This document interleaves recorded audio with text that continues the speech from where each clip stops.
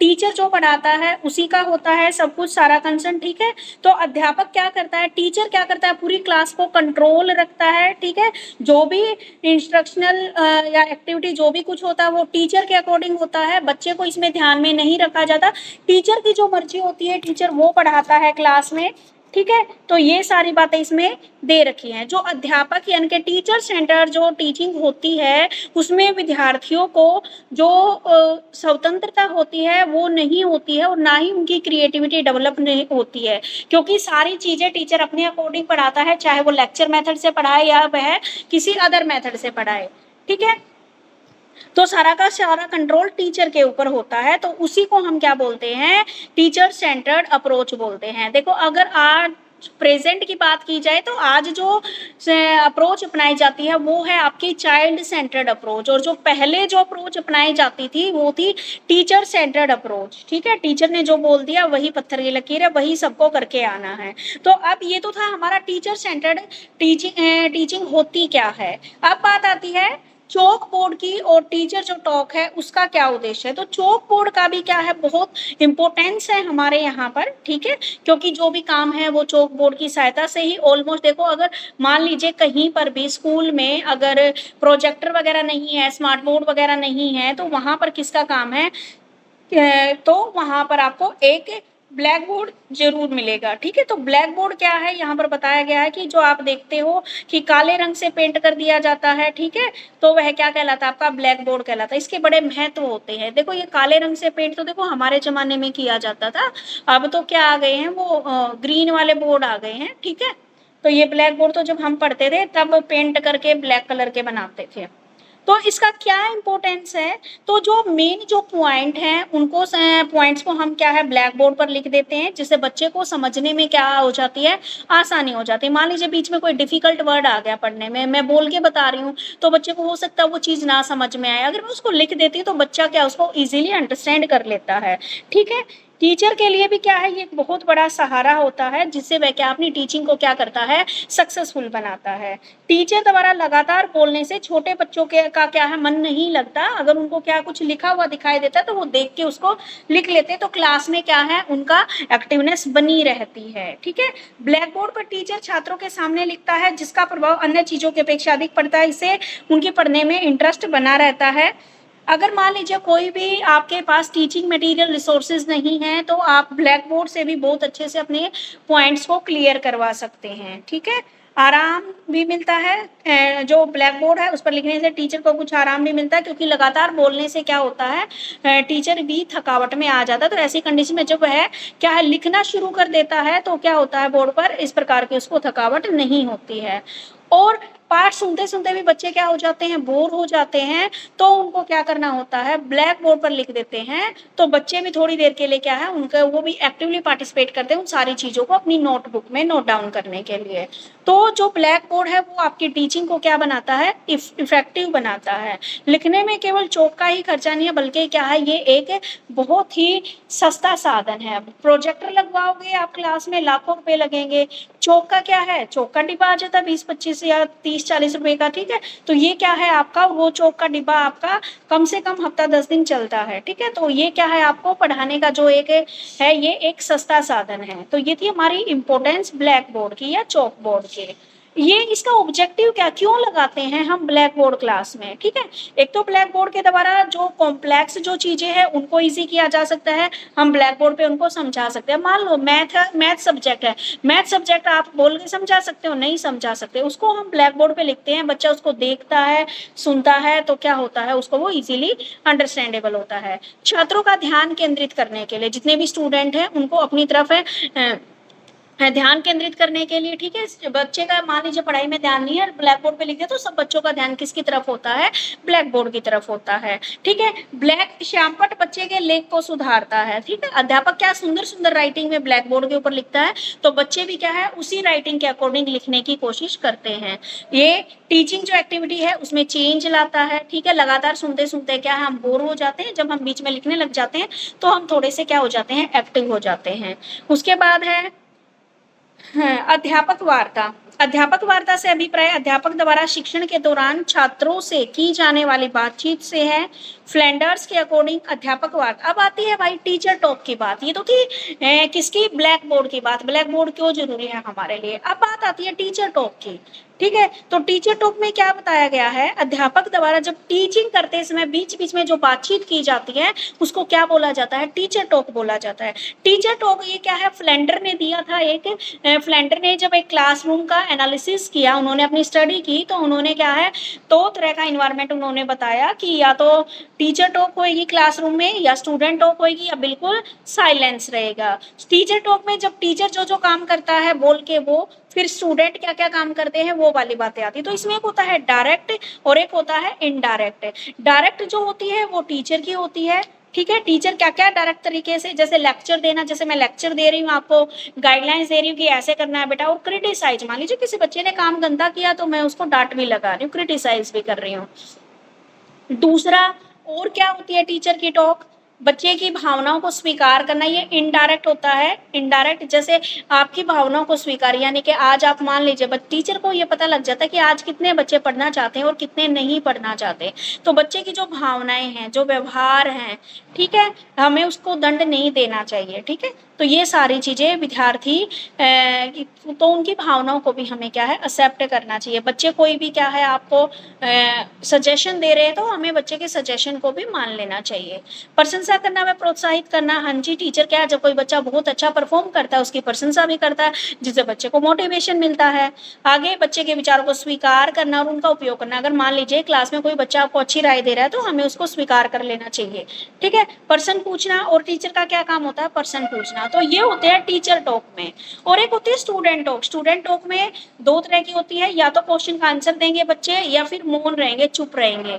दो ही काम करता है स्टूडेंट क्लास में, या तो टीचर ने क्वेश्चन पूछा उसका आंसर देगा, या चुप रहेगा, ठीक है। तो ये थी आपकी क्या, टीचर सेंटर्ड और चौक बोर्ड का और टीचर टॉक का, ठीक है। टीचर टॉक का मतलब टीचर बोल बोल के क्या क्या काम करता है, लेक्चर देता है, आपको गाइडलाइंस देता है, आपको क्रिटिसाइज यानी को आपको दंड भी देता है, आपकी फीलिंग को भी स्वीकार करता है, आपकी प्रशंसा भी करता है, आपसे क्वेश्चन भी पूछता है, और विद्यार्थी के विचारों को भी स्वीकार करता है। तो ये होती है टीचर टॉक, ठीक है। अब आती है टीचर के द्वारा, टीचर सेंटर्स में है, एक तो है आपकी लेक्चर मेथड, एक है डेमोन्स्ट्रेशन मेथड, ठीक है। लेक्चर मेथड जैसे मैं आपको पढ़ा रही हूँ यहाँ बैठ के, ये क्या कहलाती है आपकी लेक्चर मेथड। और पुराने समय से, प्राचीन समय से ही भारत में कौन सी विधि फॉलो हो रही है, लेक्चर मेथड विधि फॉलो हो रही है।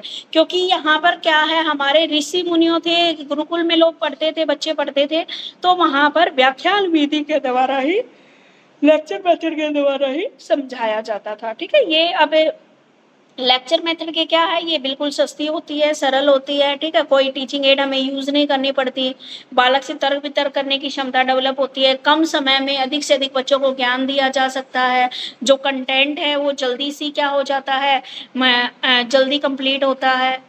तो अब इसके कुछ दोष भी हैं। दोष क्या है भाई, एक पक्षी है, इसमें टीचर ही क्या रहता है, एक्टिव रहता है, स्टूडेंट को एक्टिवनेस नहीं रहती, ठीक है। क्योंकि वो तो लेक्चर सुन रहा है, सिर्फ टीचर ही बोले जा रहा है, बोले जा रहा है। ये स्किल विषय के व्यवहारिक पक्ष की अपेक्षा सैद्धांतिक पक्ष पर अधिक बल देता है। इसमें अधिक से अधिक जो आपकी ज्ञानेंद्रियां है उनके प्रयोग का अभाव रहता है। यानी कि इसमें बोला भाई देखो दोष क्या है, इसमें बच्चा प्रैक्टिकली काम नहीं करता, जो सुनता रहता है, बच्चा बोर हो जाता है, ठीक है। तो बच्चा जब लेक्चर ले लेके इतना बोर हो जाता है, खुद उसकी पढ़ने की कोई इच्छा ही नहीं रहती, उसकी जो स्किल्स हैं, स्किल क्या है वो खत्म होना शुरू हो जाती हैं, स्वयं चिंतन में पढ़ने पर विवश नहीं करता। क्योंकि देखो पूरा टाइम अगर ये देखो, अगर मैं तुम्हें बीच में बोलने का मौका देती हूँ, अगर मैं तुम्हें बीच में बोलने का मौका नहीं देती, मैं ही पढ़ती रहती 1.5 घंटे तक, तो मेरी क्लास में आधे बच्चे तो क्या है वैसे ही सो जाते हैं, ठीक है। तो बच्चों की क्या है, जो एक्टिवनेस है, सक्रियता है, वो कम हो जाती है, सिर्फ एक सूचना देने का माध्यम। अब क्या है, छात्र समझ रहे हैं या नहीं समझ रहे ये निर्णय हो ही नहीं पाता, ठीक है। बस टीचर क्या करता है, लेक्चर देता चला जाता, भाई किसी को समझ में आए तो आए, नहीं आए तो मत आए। एक होती है डेमोन्स्ट्रेशन मेथड। डेमोन्स्ट्रेशन का मेथड मतलब करके दिखाना, ठीक है। इसमें बच्चे छात्रों को दिखाता है, शिक्षक अनेक तथ्यों को पहले स्वयं करके छात्रों को दिखाता है। इससे छात्र किसी कार्य को सही रूप से करने की विधि सीखता है और उन्हें इस बात का भी ज्ञान होता है कि किसी कार्य के क्या परिणाम होते हैं। वेबस्टर की इंटरनेशनल डिक्शनरी में, अब इतना तो डिटेल से नहीं पढ़ूंगी मैं, करके दिखाना, ठीक है। डेमोन्स्ट्रेशन का मेथड, मान लीजिए हम कोई एक्टिविटी के जरिए आपको पढ़ा रहे हैं तो वो एक्टिविटी करके दिखाते हैं, फिर बच्चे को समझाते हैं, तो ये क्या कहलाता है आपका डेमोन्स्ट्रेशन कहलाता है। या फिर बच्चे लर्निंग बाय डूइंग से यहाँ पर सीखते हैं, ऑब्जर्वेशन से सीखते हैं, ठीक है। या फिर हम बच्चे को क्या है, जैसे मान लो इन्वायरमेंट के बारे में पढ़ाना है तो हम उसको बच्चे को क्या है, हमारे गार्डन में जितने भी पेड़ पौधे हैं उनके बारे में उनको बता देते हैं हम, ठीक है। या फिर उनको खुद कोई प्रोजेक्ट करके देते हैं तो बोलते हैं भाई आप ना एक ट्री के ऊपर कोई प्रोजेक्ट बना के लाओ, आप डिफरेंट डिफरेंट टाइप के क्या है लीव्स को लो और उनको पेस्ट करके लाओ और बताओ ये किस किस चीज की लीव्स हैं, ठीक है। तो ये प्रदर्शन विधि क्या होगी, आप करके सीख रहे हो, आप लर्निंग बाय डूइंग, ठीक है, करके दिखा रहे हो आप, तो प्रदर्शित कर रहे हो। आपने यहाँ पे क्या प्रदर्शित किया, टॉपिक दिया। ऑलमोस्ट जो जब समर वेकेशन होती है तो छोटे बच्चों को ये काम मिलता है कि आप डिफरेंट डिफरेंट टाइप के, या तो आप सीड्स इकट्ठा करो या फिर डिफरेंट डिफरेंट टाइप की लीव्स आप इकट्ठा करो और उनके बारे में लिखो ये कौन से पेड़ की लीव है। तो इससे बच्चा क्या खुद करके सीखता है, उसको पता लगता है, उसको डिफरेंस पता लगता है कि कौन से पेड़ की कैसी लीव्स होती हैं, ठीक है। तो लर्निंग बाय डूइंग द्वारा, और जो बच्चा खुद करता है वो ज्ञान क्या होता है, फिक्स हो जाता है, ठीक है। टीचर और शिक्षार्थी दोनों क्या है, एक्टिव रहते हैं। ये विधि क्या है, सामान्य छात्रों के लिए क्या होती है, उपयोगी होती है। बच्चे क्या है, प्रदर्शन करके जो जो कठिनाई सामने आती है उनको ठीक करते हैं और छात्रों में क्या है, जिज्ञासा उत्पन्न होती है। अब प्रदर्शन करते समय क्या क्या बिंदु हमें ध्यान में रखने हैं, ठीक है, कि जब हम बच्चे को डेमोन्स्ट्रेशन करने के लिए दे रहे हैं तो हम क्या क्या, बच्चे को क्या है कुशल शिक्षक द्वारा किया जाना चाहिए। इनके जो डेमोन्स्ट्रेशन है वो एक अच्छे टीचर के द्वारा, जिसको पहले स्किल है, पूरी नॉलेज है, उसके द्वारा किया जाना चाहिए। सिचुएशन के अकॉर्डिंग, जो सिचुएशन है उसी के अकॉर्डिंग हमें डेमोन्स्ट्रेशन वाली प्रोसेस करनी चाहिए, ठीक है। समय सीमा निर्धारित होनी चाहिए कि भाई आपको इतने टाइम पीरियड में ये करके ही दिखाना है, ठीक है। मैं तो छात्रों को एक्टिव रखने के लिए प्रैक्टिकल कार्य इसमें दिया जाता है ताकि बच्चा एक्टिव रहे। क्लास में बच्चे को क्रिएटिव बनाने के लिए किया जाता है। बच्चा पहले से ही क्या है, जब उसको पता है कि क्लास में टीचर में से करवा के देखेगा तो बच्चा पहले से उस चीज की प्रैक्टिस करके आता है, ठीक है। और तो इसमें क्या है, इससे आपका ज्यादा समय व्यर्थ नहीं होता। अब क्या क्या आपको डिफिकल्टीज आती है डेमोन्स्ट्रेशन मेथड में, एक तो आपकी जो अनुकरण करने की आदत है वो विकसित हो जाती है, चिंतन में उत्पन्न होने से अवरोध। इसमें क्या होता है, जो छात्र है वो फॉलो करने की हैबिट डेवलप हो जाती है कि जैसे जैसे टीचर ने बताया ये लीव्स ले आओ भाई, हमने तो वही लीव्स ले ली, इसके अलावा हमने और कोई लीव्स नहीं तोड़ के लानी ना, हमें सीखना, ठीक है। बच्चों के अंदर ये भावना पैदा हो जाती है कि भाई टीचर अपने आप करा देगा। पाठ प्रदर्शन में जो भी सिचुएशन है छात्रों के द्वारा कार्य करने की परिस्थिति में सर्वथा, यानी कि एक तो क्लासरूम में डेमोन्स्ट्रेशन करना और एक रियल लाइफ में डेमोन्स्ट्रेशन करना, दोनों क्या है, डिफरेंट डिफरेंट सिचुएशन है। केवल जो आपका प्रदर्शन है, डेमोन्स्ट्रेशन से ही छात्रों की क्या है, स्किल्स को डेवलप नहीं किया जा सकता, केवल उनको प्रयोग करके भी दिखाया जाता है। डेमोन्स्ट्रेशन का मतलब ये हो गया भाई, मैंने मान लो साइंस वाले आपको क्या है, सारे प्रोजेक्ट करके दिखा देते हैं, ठीक है, तो करके सिखा रहे हैं आपको, तो जरूरी नहीं है सारे बच्चे उन चीजों को घर पे जाके करेंगे, सबके घर में तो लैब नहीं है। चलो कुछ ऐसे टॉपिक है जो करके वो देख सकते हैं, लेकिन मान लीजिए केमिकल वाले कुछ भी हैं तो वो नहीं करके देख सकते, ठीक है। तो छात्रों की जो स्किल है वो तो कहीं पे डेवलप नहीं हुई, क्योंकि छात्रों को एक्सपेरिमेंट करने का टाइम ही नहीं मिला या मौका ही नहीं मिला। प्राय समय अभाव के कारण प्रदर्शन इतनी शीघ्रता से किया जाता है कि उसके विभिन्न जो भी सोपान है उसको साधारण छात्र ग्रहण नहीं कर पाता। यानी कि क्या बताया गया है कि इनके जितने जितने इसके स्टेप्स हैं उसको सभी छात्र क्या है, उसको एक्वायर नहीं कर पाते, ठीक है। आपको डेमोन्स्ट्रेशन करके सारे भी जितने आपके एक्सपेरिमेंट होते हैं साइंस के करके दिखाए जाते हैं, तो सारे बच्चों को जरूरी नहीं कि वो इजीली समझ में आ जाए, ठीक है। और इसमें क्या है, आपको बहुत सारे प्रदर्शन हैं, बहुत सारे डेमोन्स्ट्रेट करके दिखाने पड़ते हैं प्रिंसिपल्स को, और जो हमारी साइंटिफिक स्किल्स है उसको समझ पाना क्या है, मुश्किल होता है। तो सब बच्चों के लिए ये विधि उपयोगी नहीं है, ठीक है, क्लियर है।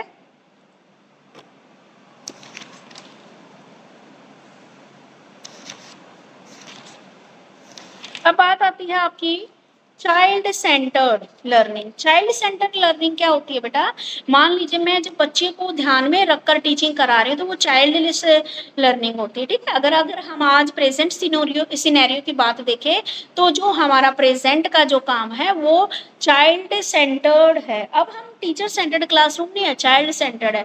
यानी कि चाइल्ड की नीड्स को और उनकी वांट्स को देखते हुए हम क्या करते हैं, बच्चे को सिखाते हैं। ठीक है, तो इसमें मेन जो भूमिका होती है, मेन जो पॉइंट होता है आपका, सेंटर पॉइंट में कौन होता है, आपका चाइल्ड होता है, और टीचर और आपका जो इंस्ट्रक्शनल ऑब्जेक्टिव है वो सेकंड नंबर पे आते हैं। ठीक है, मेन नंबर पे क्या है, इसमें स्टूडेंट होता है। और इसमें यहाँ पर टीचर क्या है, एक फैसिलिटेटर की भूमिका का रोल प्ले करता है। ठीक है, अगर क्वेश्चन पूछा जाए सीटेट में कि टीचर का क्या रोल है आज के समय में, टीचर का क्या रोल है, तो आज के समय में टीचर का रोल एक सुविधाजनक यानी कि एक फैसिलिटेटर का है। अब यहाँ पर वो अथॉरिटेटिव शासन नहीं चला सकता। अब क्या है, टीचर बच्चे को मार नहीं सकते। पहले जो चाइल्ड सेंटर्ड क्लासेस नहीं होती, टीचर सेंटर्ड, तो बच्चे की पिटाई भी खूब होती थी, लेकिन अब पिटाई नहीं होती बच्चे की, क्योंकि क्या है, मना कर रखा है। चाइल्ड सेंटर्ड अप्रोच है, हमें बच्चे को ध्यान में रख के पढ़ाना पड़ेगा। चाहे बच्चे को टॉपिक 10 दिन में क्लियर होता तो हमें 10 ही दिन देने पड़ेंगे। ठीक है, तो ये थी चाइल्ड सेंटर्ड वाली। उसके बाद आती है चाइल्ड सेंटर्ड खोज विधि। हमारी क्या है, चाइल्ड सेंटर्ड खोज विधि की बात यहाँ पे करेंगे हम। पढ़ना बेटा इसको, Siddhi, child centred research method. Okay, ma'am. Purpose of discovery learning.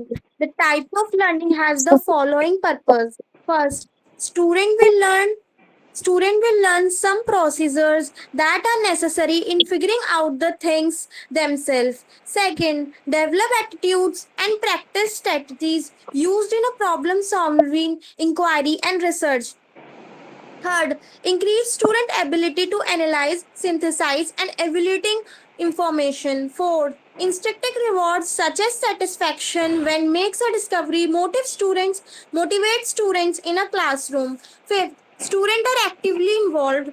Sixth, learn to find patterns in abstract and concrete situations. Seven, develop efficiently ways in working a team. Eight, skill and concept learned in a discovery lesson are more meaningful to the student. Discovery learning strategies.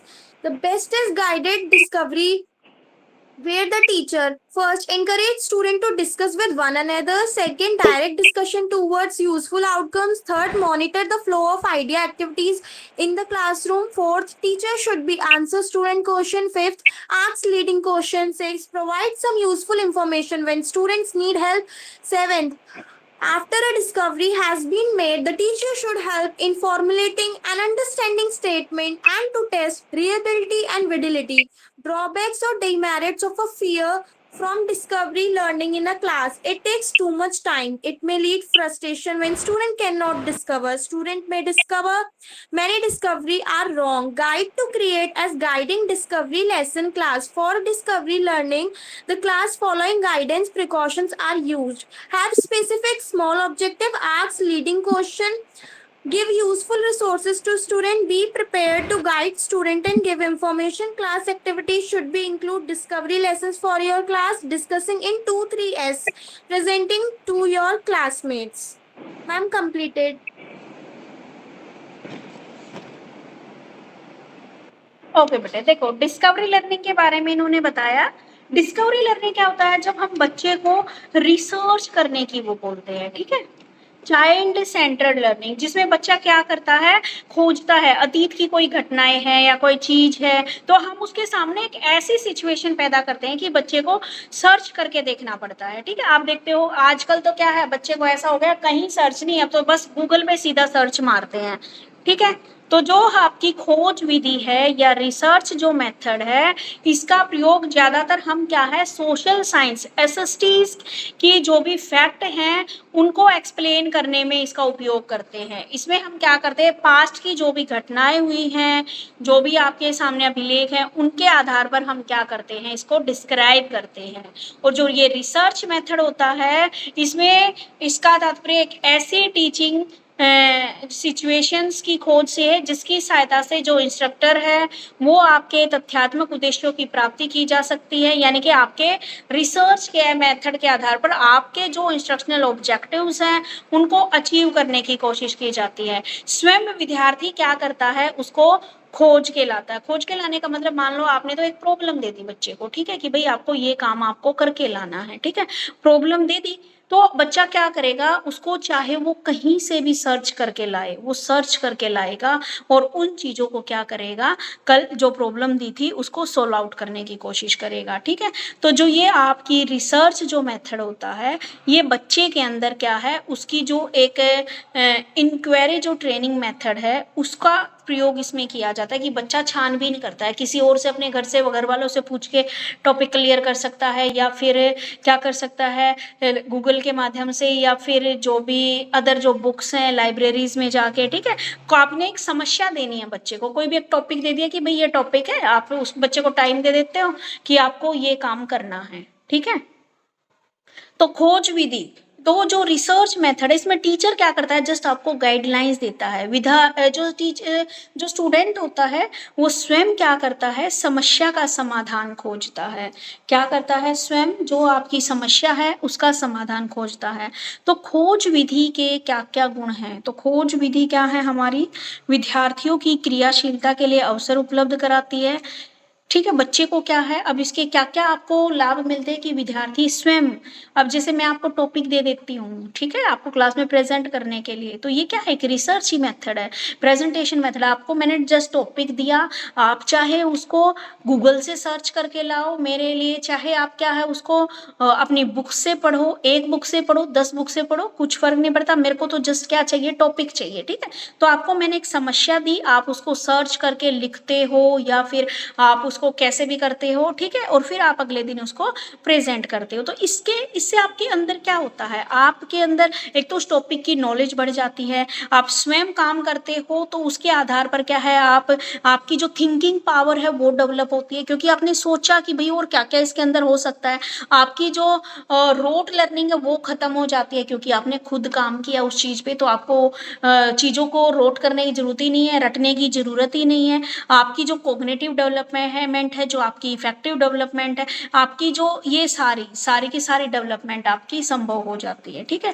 लेकिन इसके कुछ आपकी क्या है, कुछ limitations भी इसमें बताई गई हैं कि क्या है, इसमें समय ज़्यादा लगता है, हाँ जी, टाइम ज़्यादा लगता है, क्योंकि आपको टॉपिक सर्च करना पड़ता है। कई बार तो ऐसा टॉपिक होता है कि आपको मिल के ही नहीं देता, ठीक है। इसमें क्या है, खोज हेतु जो आपकी सामग्री उसकी उपलब्धता होने में कठिनाई, जो आपके पुस्तकालय है, लाइब्रेरी में हो सकता है कि उस टॉपिक से रिलेटेड कोई बुक ना हो तो प्रॉब्लम आ जाती है आपको। हाँ, लेकिन ये छोटी कक्षाओं के लिए बिल्कुल भी उपयोगी नहीं है, जो छोटे छोटे प्राइमरी लेवल पे हम इसको नहीं दे सकते, क्योंकि बच्चे कहाँ कहाँ से सर्च करके लाएंगे, ठीक है। तो ये सिर्फ जो हायर क्लासेस हैं उनके लिए मेथड सुटेबल है, ठीक है। तो ये था आपका रिसर्च मेथड, ठीक है, चाइल्ड सेंटर्ड रिसर्च, जिसमें टीचर आपको एक प्रॉब्लम दे देता है और उस प्रॉब्लम को आप क्या करके लाते हो, सोल्व करके लाते हो, ठीक है। समझ में आ गया?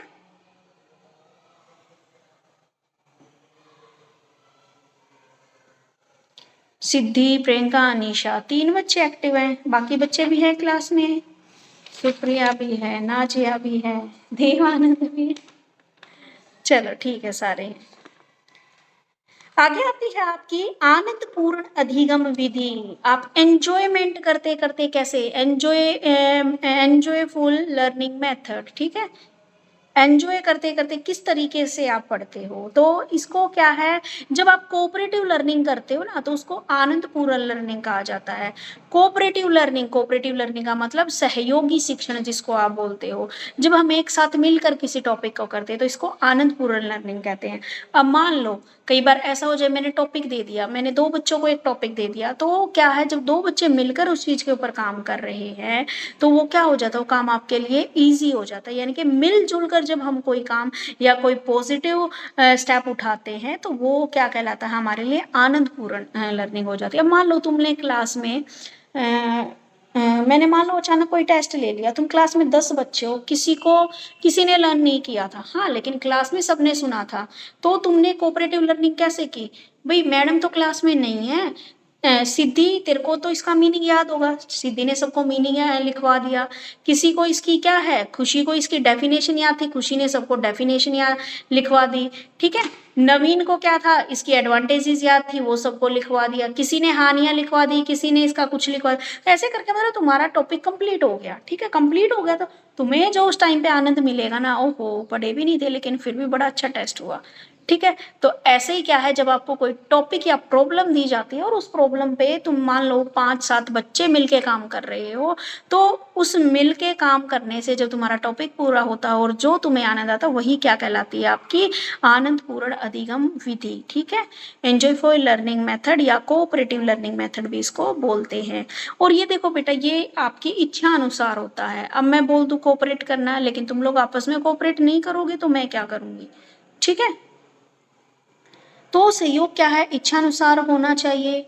सहयोग टीम के सभी सदस्यों को एक समान समझा जाना चाहिए। टीम के सभी सदस्य एक ही उद्देश्य को लेकर इकट्ठे काम करें, ठीक है। लेकिन आप में आपका क्या होना चाहिए, टीम वर्क के साथ मिलकर क्या करना चाहिए, आप लोगों को काम करना चाहिए। कोई भी टीचर एक दूसरे की गलती खोजने वाला नहीं होना चाहिए, यानी कि वह मान लीजिए हम जब एक टीम वर्क की तरह काम करें तो हमें एक दूसरे की कमियां नहीं निकालनी है, हमें जस्ट फोकस करना है कि हमारा काम है वो समय से पूरा हो जाए, ठीक है। यहाँ हम एक दूसरे की कमियां गिनवाने के लिए नहीं बैठे। लाभ क्या क्या होता है, एक साथ बहुत सारे विचार निकल के आते हैं। मैंने एक टॉपिक दिया, आप 10 लोग हो तो 10 तरह की बातें आपके एक बार में कितनी आई, 10 तरह की बातें बाहर आई, आपने 10 पॉइंट बना दिए। एक माइंड में एक ही पॉइंट आता, अब 10 बंदे हैं तो 10 पॉइंट आपको मिल गए, ठीक है। इसमें पहले से क्या होता है, जब हम इस मेथड का प्रयोग करते हैं तो जो लेसन प्लान होता है उसका प्रयोग करते हैं तो समय हमारा बच जाता है। जो हमारी सोशल योजना है वो डेवलप होती है, सहयोगी संचार तंत्र डेवलप होता है। दूसरी कक्षा में जो कुछ चल रहा होता है उसके बारे में भी समुचित जानकारी हमें मिलती है, ठीक है, क्योंकि हम क्या कर रहे हैं, आपस में कोऑपरेटिव लर्निंग यहाँ पर कर रहे हैं। क्लियर है कोऑपरेटिव लर्निंग, ठीक है बेटा। एक होता है आपका प्लेवे मेथड, ठीक है। प्लेवे मेथड से तो आप लोग सारे ही वाकिफ होंगे, ठीक है। जो प्राइमरी लेवल पे है, प्राइमरी लेवल पे जब बच्चों को टीच किया जाता है तो उसको खेल विधि के द्वारा, ठीक है, खेल खेल में शिक्षा उनको दी जाती है, ठीक है। लर्निंग बाय प्लेइंग, ठीक, खेलते खेलते उनको हम सिखाते हैं। तो छोटे बच्चों को हम क्या है, खेल खेल में उनको बॉल दिखा रहे हैं, एप्पल दिखा रहे हैं, यानी कि वैसे तो खेल रहे हैं उन चीजों से, लेकिन बच्चे को कंसेप्ट की रिकॉग्नाइजेशन भी वहां पर हो रही है कि भाई ये वो ऑब्जेक्ट है, ठीक है। तो इससे क्या होता है, ये बालकों को पूरी तरह से हम इसमें खुला छोड़ देते हैं, ठीक है भाई, आप स्वतंत्र हो, अपना किस भी ढंग से आप काम करो, ठीक है। उनको जस्ट हम कुछ चीजें दे देते हैं, ठीक है। तो ये सारी बातें आती है। तो खेल विधि वो विधि है जिसमें आधार बनाकर बालक स्वयं सीखने के अवसर बच्चे को मिलते हैं, ठीक है। खेल खेल में ही वह बहुत सारी चीजें सीख जाता है। वो क्या है, क्रियाशीलता का सिद्धांत यहाँ से सीखता है, उसका इंटरेस्ट बढ़ता है, सेल्फ स्टडी की हैबिट उसको पड़ती है, ठीक है। स्वतंत्रता का सिद्धांत है, डेमोक्रेटिक का, ठीक है। सामूहिक गतिविधियों का सिद्धांत है, स्वाभाविक विकास का सिद्धांत है, रचनात्मक शक्तियों का विकास, ठीक है। तो ये चीजें डेवलप होती हैं। आपकी क्या होती है, क्रियाशीलता, क्योंकि जब आप खेल रहे हो तो आप कुछ ना कुछ तो एक्टिविटी कर रहे हो ना, एक्टिविटी कर रहे हो, आप क्लास में एक्टिविटी कर रहे हो तो आप एक्टिव हो वहां पर, ठीक है। भले ही यह कार्य खेल के रूप में हो रहा हो, लेकिन खेल में भी क्या है, आप एक्टिव तरीके से पार्टिसिपेट कर रहे हो और यहाँ पर पढ़ रहे हो। इंटरेस्ट है, हाँ जी, बच्चे खेलने में तो हर एक बच्चे, उनको बोझ नहीं लगती, ठीक है, तो उनका इंटरेस्ट क्रिएट होता है, सेल्फ स्टडी की हैबिट पड़ती है, ठीक है। धीरे धीरे क्या है, जो वो खेलते हैं प्लेवे मेथड से सीखते हैं तो उनको ये हैबिट हो जाती है और वे फिर स्वयं उस चीज को करने की कोशिश करते हैं।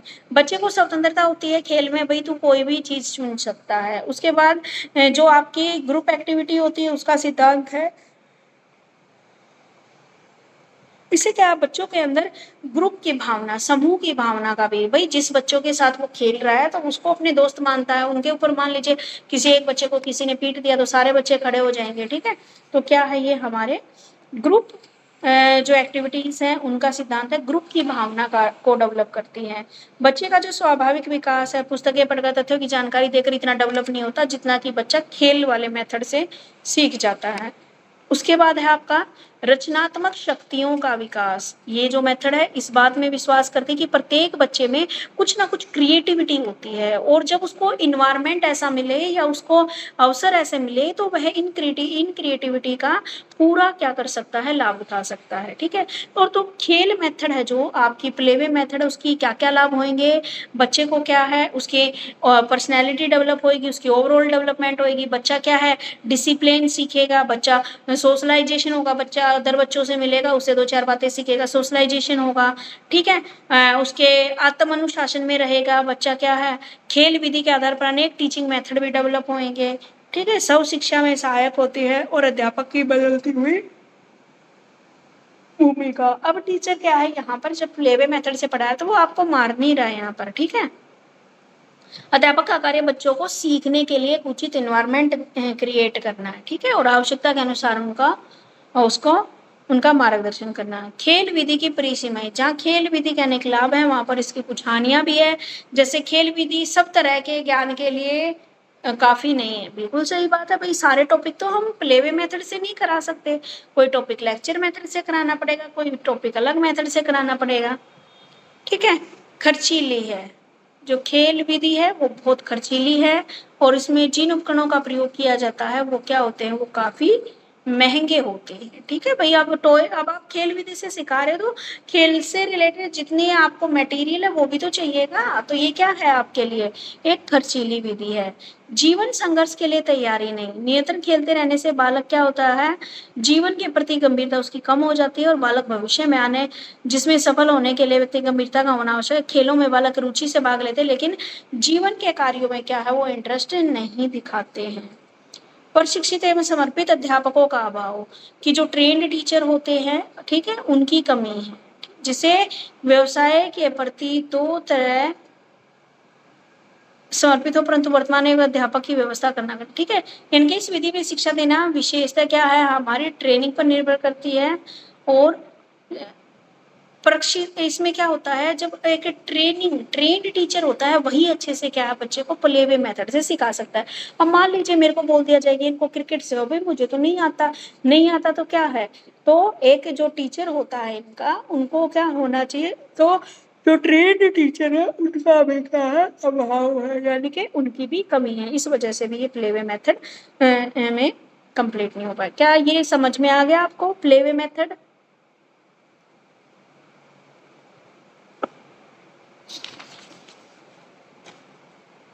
फिर आती है एक आपकी एक्टिविटी बेस्ड लर्निंग और एक है आपकी प्रोजेक्ट मेथड। इनसे किस तरीके से आप पढ़ाओगे?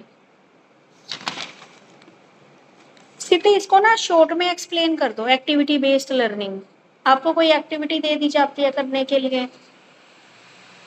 Ma'am activity based learning ma'am book में नहीं दे रखा।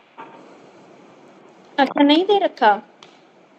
नो मैम, मैम यहाँ पे बस इन्होंने जॉयफुल लर्निंग को थोड़ा सा समझा के क्रिटिकल एग्जामिनेशन स्टार्ट कर दिया गिफ्टेड चिल्ड्रंस का। अच्छा,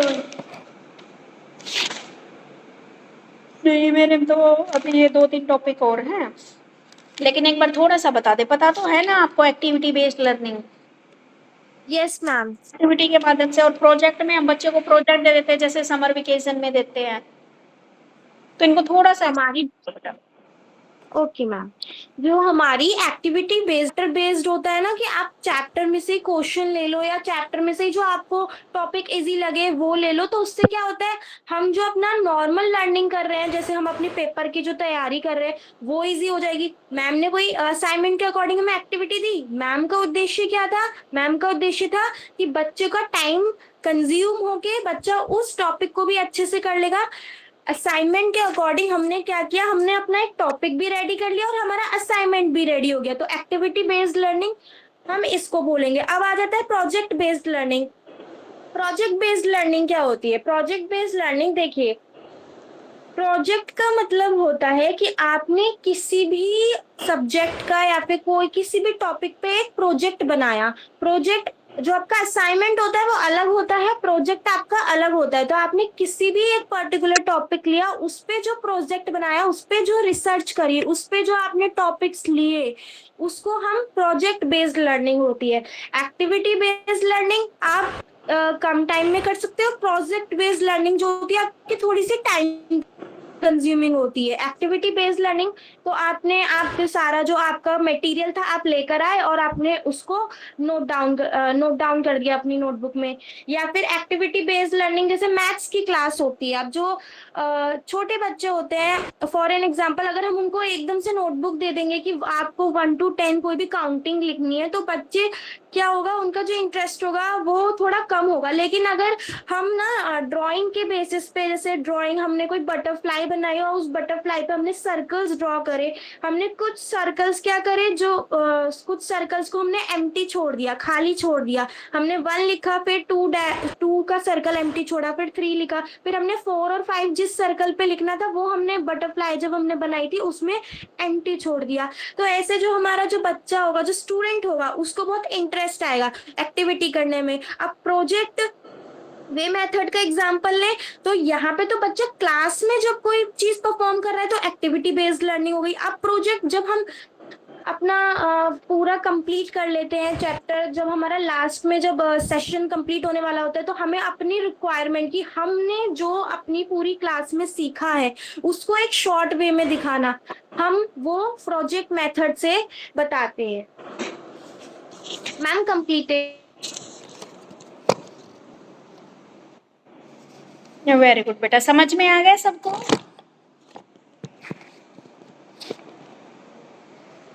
ठीक है, तो ये था सारा आपका जो आपकी है सेकंड चैप्टर की critical review of educational practice and child centred learning.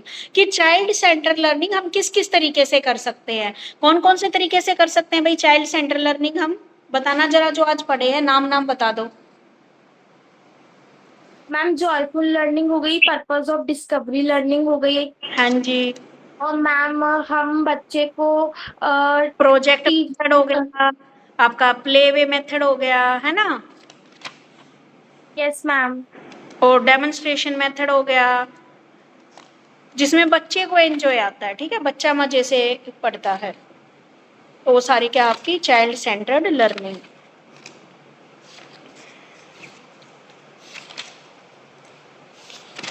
मेरे ख्याल में आज ही ना मैं चैप्टर कंप्लीट ही करा दूंगी, हो जाएगा नहीं होएगा। अब देखो भाई, अगला आता है आपका क्रिटिकल एग्जामिनेशन और notation of the learning capacity and tendency associate with labeling children as intelligent. बच्चे कौन से होते हैं, स्लो लर्नर कौन से होते हैं, और एडुकेबल। ये मैंने करा रखा प्रतिभाशाली बच्चे तुम्हारा। मैम इंटेलिजेंट और गिफ्टेड चिल्ड्रन हमारा पेपर 1 में और पेपर 2 में हमने थोड़ा थोड़ा कवर करा था। हाँ, तो ये ना सेम वही है बेटा। प्रतिभाशाली बच्चे, गिफ्टेड, आपके इंटेलिजेंट या गिफ्टेड बच्चे कौन से होते हैं, पिछड़े या मंदबुद्धि बच्चे कौन से होते हैं।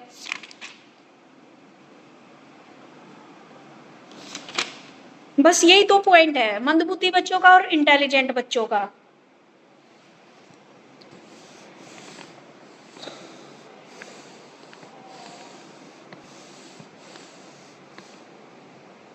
देखो भाई, प्रतिभाशाली बच्चे कौन से होते हैं, जिसको आप बोलते हो इंटेलिजेंट।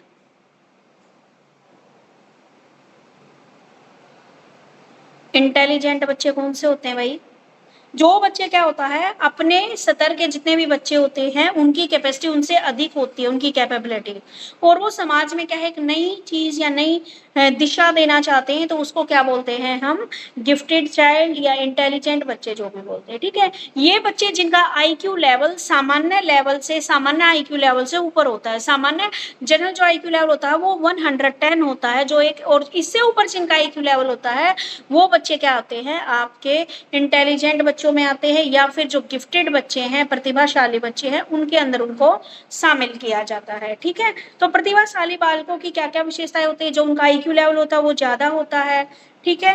उनकी जो स्टडी की जो एबिलिटी होती है, अध्ययन क्षेत्र, वो भी बड़ा जल्दी होता है। उनका जो कंसंट्रेशन पॉइंट होता है वो भी ज्यादा होता है। इंटरेस्ट ज्यादा लेते हैं वे बच्चे, क्या है, एब्स्ट्रैक्ट थिंकिंग ज्यादा करते हैं, अमूर्त चिंतन, यानी कि मन में जल्दी चीजों को सोच लेते हैं, ठीक है। सामान्य बालकों से ये बच्चे क्या होते हैं, थोड़े से लंबे होते हैं, ठीक है। थोड़े से लंबे होने की बात तो वही नहीं, कोई बच्चा लंबा होके भी इंटेलिजेंट नहीं हो पाता, ये पॉइंट थोड़ा देखने लायक है। वे चलना बोलना, हाँ जी, वो चलना बोलना सबसे पहले सीखते हैं, ये बात बिल्कुल सही है, ठीक है। उसके बाद इन बच्चों की पहचान कैसे करोगे? इन बच्चों की पहचान हम कैसे करेंगे भाई? इन बच्चों की पहचान करने के लिए उनकी माता पिता की राय देखते हैं, हम बच्चों की देखते हैं, क्लास में देखते हैं कि बच्चा कैसे बिहेवियर कर रहा है, ठीक है, या फिर उसका आईक्यू जो टेस्टिंग है, ठीक है, बुद्धि परीक्षण उसका करवा सकते हैं, एप्टीट्यूड टेस्ट उसका करवा सकते हैं, ठीक है, और इंडिविजुअल जो उसकी वाचिक बुद्धि क्षमता है उसका टेस्ट हम करवा सकते हैं, ग्रुप इंटेलिजेंस टेस्ट करवा सकते हैं, यानी कि अलग अलग टेस्ट दे रखे हैं जिससे हम पता लगा सकते हैं कि हमारा बच्चा क्या है, गिफ्टेड है, इंटेलिजेंट है या मंद बुद्धि बच्चों में आता है, ठीक है। अब जो इंटेलिजेंट बच्चे हैं वो क्रिएटिव भी होते हैं। हाँ जी, जो इंटेलिजेंट है उनके दिमाग में नए नए आइडिया पनपते रहते हैं और उन आइडिया को क्या करते रहते हैं, वो क्रिएटिविटी का रूप देते हैं, ठीक है। सामान्य कक्षाओं में हाँ, लेकिन इनके सामने कुछ समस्याएं आती है, क्योंकि मान लो एज ग्रुप तो वही है, ये अपनी एज ग्रुप में ये इंटेलिजेंट है, तो इनको भी क्या करना पड़ता है, अगर मान लो क्लास में कोई लो लेवल का बच्चा, पिछड़े बच्चे, मंद बुद्धि बच्चे हैं, तो टीचर तो उनको भी साथ में लेके चलेगा और इनको भी साथ में लेके चलेगा, तो इनके लिए क्या हो जाता है, जो उपयुक्त जो अपॉर्चुनिटी है वो उनका अभाव उनको हो जाता है, क्योंकि सिलेबस तो इनका वही चल रहा है जो इनको पहले से ऑलरेडी बहुत अच्छे से आता है, ठीक है। हाँ, और दूसरा, इनके अंदर क्या है, अहम भावना जागृत हो जाती है, भाई मैं तो इंटेलिजेंट हूँ, मैं तो ये हूँ, ठीक है, तो ये दूसरों को कुछ नहीं समझते। ये बच्चे क्या होते हैं, और क्या क्या समस्याएं हैं इनकी, व्यक्तिगत ध्यान का अभाव, ठीक है, ये अगर सामान्य कक्षा में पढ़ रहे हैं तो ध्यान देने में असमर्थ होते हैं, तो टीचर तो क्या है, ध्यान देने में सब में, तो उनको अलग से शिक्षा प्रदान की जाती है, समाज के लिए बड़े उपयोगी, यानी कि व्यक्तिगत ध्यान देने का अभाव। अगर मान लो किसी बच्चे का आईक्यू लेवल बहुत अच्छा है तो वो समाज के लिए बहुत अच्छा बन सकता है, कोई साइंटिस्ट बन के निकल सकता है, कोई कुछ बन सकता है, तो हमें ऐसे बच्चों पे इंडिविजुअल ध्यान नहीं दे पाते। हम क्यों नहीं दे पाते? क्योंकि इस क्लास में बच्चों को सबको एक साथ लेके चलना होता है, टीचर को, ठीक है। इनके लिए क्या है, जो टीचिंग है, जो प्रोग्राम होते हैं उनका अभाव रहता है, जो इनकी अच्छी आदतें हैं या अरुचि है उनका निर्माण देखने को मिलता है, उनके स्तर के अनुसार है उनको अरुचि, क्योंकि इनको फिर क्या है, इनको पता है ये तो मुझे आता है, उनको ये इंटरेस्टिंग नहीं लगती। इनकी अगर हमें करना है प्रतिभाशाली बच्चों को एजुकेशन कैसे प्रोवाइड करें, एक तो क्लास में क्या है, उनको अलग से क्लासेस लगवानी चाहिए। अलग से क्लासेस लगवाने का मतलब यानी कि आप बांट दो अपनी क्लासेस को सेक्शंस में, जो ज्यादा इंटेलिजेंट बच्चे वो एक सेक्शन में, जो मीडियम उनको एक में, और जो बिल्कुल ही लोअर लेवल के उनको एक सेक्शन में, ठीक है। व्यक्तिगत ध्यान देना चाहिए हमें, बच्चे को क्या है, जो होमवर्क उनको दे रहे हैं उसमें पर्याप्तता होनी चाहिए, पुस्तकालय संबंधी, लाइब्रेरी संबंधी उनको सुविधा देनी चाहिए, उनको रिस्पॉन्सिबिलिटी सौंपनी चाहिए, ठीक है। ऐसे बच्चों को हमें क्या है, जो छात्रवृत्ति उनको मिलती है, स्कॉलरशिप जो मिलती है उसकी भी व्यवस्था करनी चाहिए, और गाइडेंस हमें टाइम टू टाइम ऐसे बच्चों को देते रहना चाहिए, ठीक है। तो ये था आपका इंटेलिजेंट बच्चों का, जो आप ना ये जो दोबारा से रिपीट होता है ना उसको एक ही जगह लर्न कर लेना बेटा। ये प्रतिभाशाली बच्चे आपके पहले आए हुए तो वहीं पे लर्न कर लेना एक ही जगह। उसके बाद है आपके पिछड़े और मंद बुद्धि बालक, जिनका आईक्यू लेवल क्या होता है, सामान्य लेवल से थोड़ा कम होता है, ठीक है। मान लो 110 है तो इनका 90 हो गया, तो ये वे बालक कहलाते हैं। तो पिछड़ा बालक बर्ड के अकॉर्डिंग पिछड़े बालक वे बालक जो विद्यालय में पढ़ रहे हैं, कक्षा के कार्यों में अपनी उम्र और कक्षा में की तुलना में पिछड़े हुए यानी कि पीछे है, ठीक है। 1 मिनट रुको बेटे, ठीक है। तो मंद बुद्धि बच्चे क्या है, जिनका आईक्यू लेवल क्या होता है, कम होता है सामान्य से। तो ऐसे बच्चे क्या है, किस कारण से है ये पिछड़े? एक तो साधारण पिछड़ापन होता है, जो क्या होता है, जो सिर्फ पढ़ाई में ही पीछे होते हैं, और एक ऐसे होते हैं जो पढ़ाई के साथ साथ अन्य कामों में भी क्या रहते हैं, पीछे रहते हैं, वो वाले बच्चे इसके अंदर आते हैं, ठीक है। और क्या क्या होता है बेटा, जरा बताना सिद्धि, मंद बुद्धि बच्चों के बारे में थोड़ा सा एक्सप्लेन कर दो। मैम, जो स्लो लर्नर स्टूडेंट्स होते हैं मैम, वो बच्चे मैम जो एवरेज बच्चे से, मैम जैसे कि फॉर एन एग्जांपल हमने कोई टॉपिक समझा तो जो स्लो बच्चा होगा वो उस टॉपिक को और ज्यादा टाइम लगाएगा समझने में, तो स्लो लर्नर बच्चा वो होता है। और स्लो लर्नर जो बच्चे होते हैं उनकी जो मेमोरी होती है वो थोड़ी कम होती है, पुअर मेमोरी होती है, क्योंकि जो उन बच्चों की जो लर्निंग पावर होती है वो बहुत मतलब अगर जैसे फॉर एन एग्जांपल कोई टॉपिक 5 मिनट्स में हम समझा रहे हैं तो उस बच्चे को वो 10 मिनट्स में समझ में आता है। फिर जो ये स्लो लर्नर बच्चे होते हैं ये कभी कभी डिस्ट्रैक्टेड भी रहते हैं, मतलब distracted and lack of concentration होती है इनके अंदर। इसका मतलब ये होता है कि जब मैम या कोई भी टीचर या आपका कोई मैनेजर, मतलब क्लास मैनेजर जो टीचर होती है, वो जब उन क्लास में समझाते हैं तो कुछ बच्चे क्लास में बहुत पर्टिकुलरली ध्यान नहीं दे पाते, जिसकी वजह से वो स्लो लर्नर की कैटेगरी में आने लगते हैं। और ये कुछ बच्चे इंट्रोवर्ट होते हैं, मतलब इनएबिलिटी टू एक्सप्रेस आइडियाज, मतलब कुछ बच्चे स्लो लर्नर इस वजह से भी होते हैं कि वो अपना ना आंसर या क्वेश्चन क्लास में पूछ नहीं पाते, जिस वजह से उनका जो थिंकिंग पावर होती है वो कम हो जाती है और वो अच्छे से क्लास में बाकी बच्चों के साथ compete नहीं कर पाते।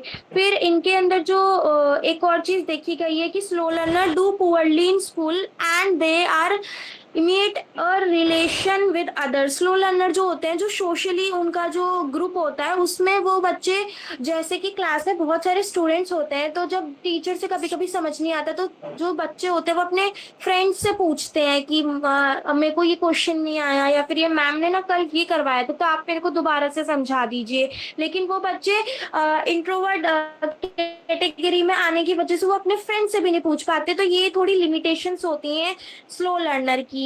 फिर they can not do complex problems. अब बच्चा बहुत ही टाइम से ही डिस्ट्रैक्टेड रहा है तो बच्चा शुरू से जब हम चैप्टर्स करते हैं तो कोई ना कोई टॉपिक बच्चे का छूट जाता है। जब वो बच्चे का टॉपिक छूट जाता है फिर वो सेकेंड या फोर्थ क्लास में आता है तो बच्चे को थोड़ी सी समस्या होती है उस टॉपिक को पढ़ने में। They do not easily master skills their academic in nature. जैसा कि मैंने अभी कहा कि बच्चा शुरू से जब नहीं पढ़ता तो फिर वो अच्छे से, जैसे फॉर एन एग्जाम्पल कल हमारा एग्जाम है और हमने 1 मंथ पहले अपनी बुक उठाई है, ठीक है, जब हमने 1 मंथ अपनी बुक उठाई है अगर हम इसी बुक को शुरू से लेके चलते टाइमली तो हमें वो चीज बहुत अच्छे से याद होती। लेकिन 1 मंथ पहले हमारे हमारे माइंड पे ऑलरेडी एक प्रेशर होता है, एक स्ट्रेस होता है कि हमारा ना 20 सितंबर को एग्जाम है और अभी 20 सितंबर में बस 1 मंथ बाकी है जिसमें 15 डेज ऐसे निकलने वाले हैं।